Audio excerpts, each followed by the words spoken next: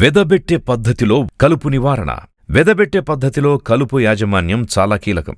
గింజ విత్తిన నెలన్నర వరకు కలుపు లేకుండా చూసుకోవాలి. కలుపు నివారణకు శాస్త్రవేత్తలు సూచించిన మేరకు కలుపు మందులు వాడాలి. 1 ఎకరాకు 1 లీటర్ పెండిమిథాలిన్ లేదా 700 గ్రాముల పెండిమిథాలిన్ ఎక్స్ట్రా వాడాలి. దీనిని 200 లీటర్ల నీటిలో కలిపి విత్తనం విత్తిన 2 రోజుల్లోపు పిచికారీ చేయాలి. పిచికారీ సమయంలో మడిలో తేమ ఉంచేలా చూసుకోవాలి. జులైలో వర్షాలు మొదలయ్యాక కలుపు పెరుగుతుంటే సరైన అదనులో అనువైన కలుపు మందులు వాడాలి. కలుపు మందులకు ఇసుక లేదా ఎరువులను అస్సలు కలపకూడదు. రైతన్నలు ఈ విషయాన్ని ఖచ్చితంగా గుర్తుపెట్టుకోండి.